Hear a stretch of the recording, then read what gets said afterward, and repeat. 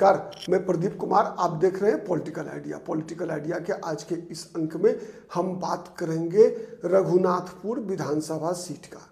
रघुनाथपुर विधानसभा seat मित्रों आता है सीवान संसदीय सीट में, वही सीवान जिसकी ख्याति डॉक्टर राजेंद्र प्रसाद से हुआ करती थी, लेकिन बीते दिनों में डॉक्टर राजेंद्र प्रसाद से ज़्यादा सीवान जाना जाता था सैयद शहाबुद्दीन से। और सैयद शहाबुद्दीन के मृत्यु के बाद अब सीवान की धरती पर चर्चा होती है सीवान शहाबुद्दीन के पुत्र ओसामा साहब की और शहाबुद्दीन की पत्नी हिना साहब की।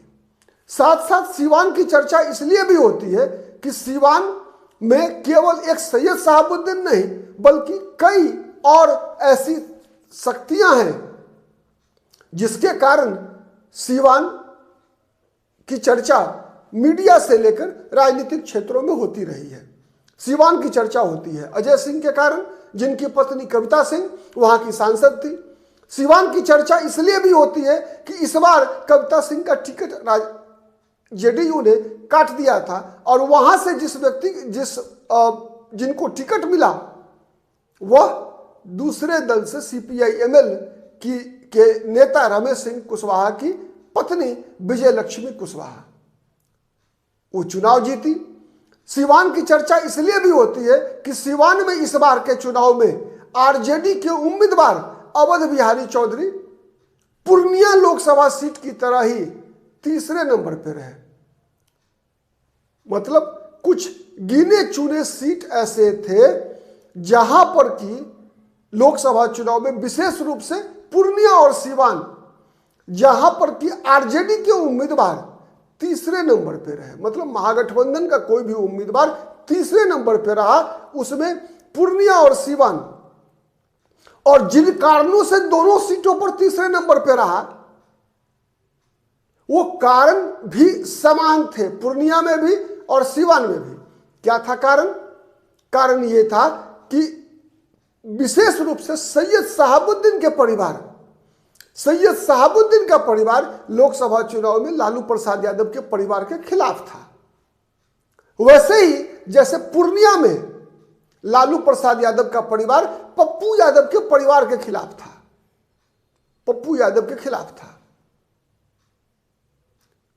और दोनों जगहों पे आप कह सकते हैं कि एक तरफ सीवान में लालू परिवार के सबसे विश्वस्त लेफ्टिनेंट जो सीवान में रहे हैं अवध बिहारी चौधरी, वो आरजेडी के टिकट पर चुनाव लड़ रहे थे।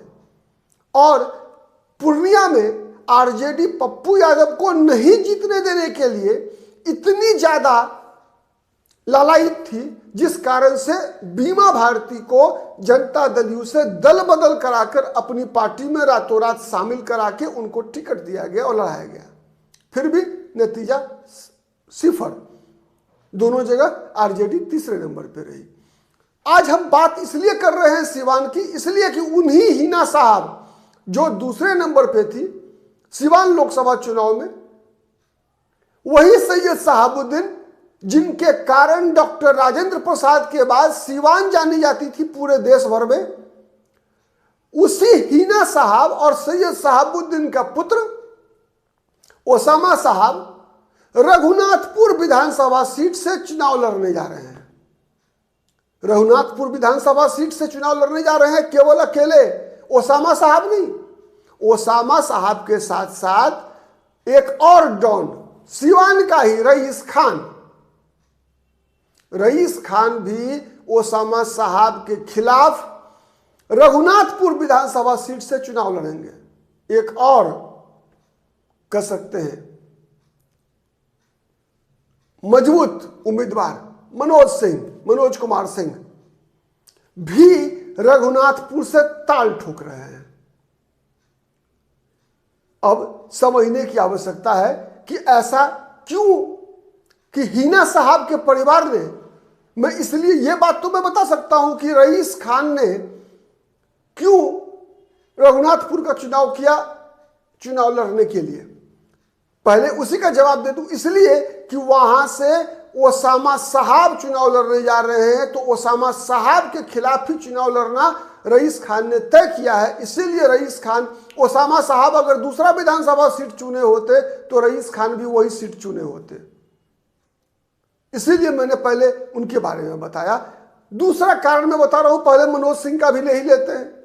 मनोज सिंह इसलिए भी वहां से चुनाव लड़ना चाहते हैं और लड़ेंगे, ज्यादा उम्मीद है कि चूंकि पिछली बार भी वो दूसरे नंबर पे थे वहां, और दूसरी नंबर पर थे वहां, मतलब क्या था, वहां पर हरिशंकर यादव की जीत हुई थी। भविष्य को समझने से पहले पूर्व को समझ लीजिए, थोड़ा इतिहास समझ लीजिए। पिछली बार क्या हुआ था वहां, पिछली विधानसभा चुनाव में आरजेडी के हरिशंकर यादव वहां चुनाव जीते थे। दूसरे नंबर पर रहे थे लोक जनशक्ति पार्टी के, मतलब चिराग पासवान पार्टी के उम्मीदवार मनोज कुमार सिंह, और तीसरे नंबर पे थे वहां एनडीए के उम्मीदवार, जनता दल यू के उम्मीदवार, वहां से राजकुमार चौहान था शायद नाम। तो एनडीए तीसरे नंबर पे था, मनोज सिंह दूसरे नंबर पे थे। और मनोज सिंह दूसरे नंबर पर क्यों थे, इसलिए कि याद कीजिए पिछले चुनाव में कहा जा रहा था कई विधानसभा सीटों पर जहां जहां जदयू उम्मीदवार चुनाव लड़ रहे थे कि लोजपा ही भाजपा है। तो लोजपा ही भाजपा है, पिछली बार जहां जहां ये माहौल बना था वहां वहां लोजपा के उम्मीदवार ने जदयू के उम्मीदवार को तीसरे नंबर पर धकेल दिया था।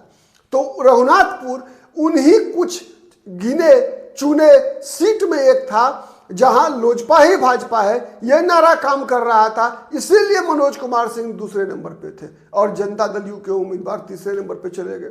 तो मनोज कुमार सिंह का चुनाव लड़ना तय है। मनोज कुमार सिंह लोजपा में उसी प्रकार से जाकर वापस बीजेपी में आ गए जैसे भारतीय जनता पार्टी के बहुत ही वरिष्ठ नेता, कई नेताओं का मैं नाम बता रहा हूं, जो लोजपा में गए, चुनाव लड़े, फिर वापस आ गए। भाजपा के वरिष्ठ नेता राजेंद्र सिंह, जिनका एक समय में 2015 में मुख्यमंत्री पद के उम्मीदवार के रूप में नाम आ रहा था। रामेश्वर चौरसिया नोखा के विधायक थे, भारतीय जनता पार्टी के वरिष्ठ नेता थे बिहार के, लोजपा में गए, चुनाव लड़े, हार गए, वापस आ गए भाजपा में। कई नाम है ऐसे बिहार में, कम से कम 25 ऐसे चेहरे थे जो भाजपा से लोजपा में गए, चुनाव लड़े, चुनाव हारे, वापस आ गए। उनका काम ही था वहां लोजपा ही भाजपा है मैसेज देना, जिससे कि जनता दल यू के उम्मीदवारों, जनता दल यू की सीटें घट जाए। उसी में कैटेगरी के सीटों में रघुनाथपुर था, तो इसीलिए मनोज सिंह का चुनाव लड़ना तय है। मनोज सिंह का अपना भी आधार रह रहा है, और तीसरा एक और फैक्टर है कि वहां पर राजपूत जाति का भी एक बहुत अच्छा आधार है वहां उस विधानसभा सीट चुनाव में, क्योंकि उससे पहले देखेंगे 3 बार वहां से आप जगमातो देवी, जो कि कविता कुमारी, जो सिवान की पूर्व सांसद रही है, उनकी सास एमएलए रह चुकी है, अजय सिंह जो कविता सिंह के पति है, उन्हीं की मां जगमातो देवी 2 बार या 3 बार, 2 बार विधायिका रही है वहां से। तो बाद में उनकी मृत्यु के बाद जब सीटें खाली हुई तभी अजय सिंह शादी किया, उसी प्रकार जिस प्रकार से अभी लोकसभा चुनाव में अशोक महतो ने शादी किया, अनीता देवी से शादी करके उनको चुनाव लड़वा लिया, वैसे ही अजय सिंह ने भी किया था।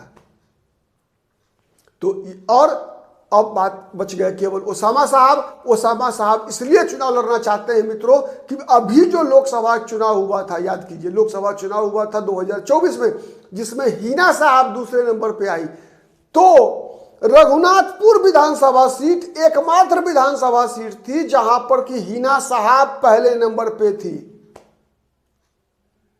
मतलब एक लोकसभा सीट में 6 विधानसभा सीट है।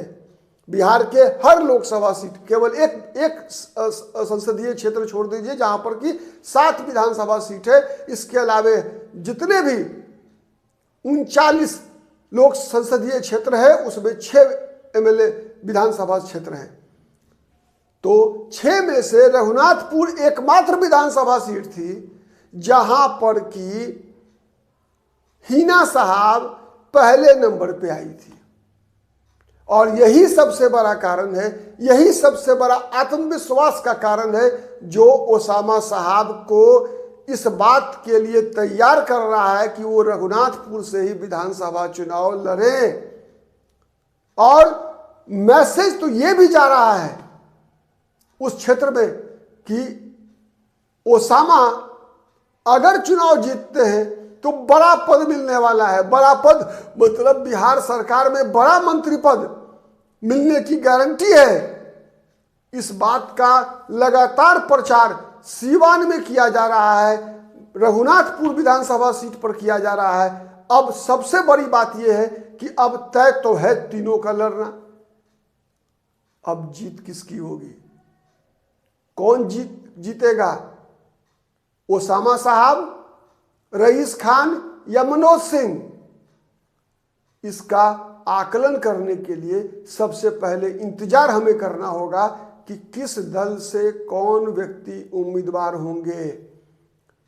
पहले ये देखना पड़ेगा कि आज जो प्यार, लार, दुलार ओसामा साहब और तेजस्वी यादव के मन में एक दूसरे के प्रति उमड़ रहा है, क्या ये प्यार, दुलार, लार चुनाव तक बना हुआ रहेगा?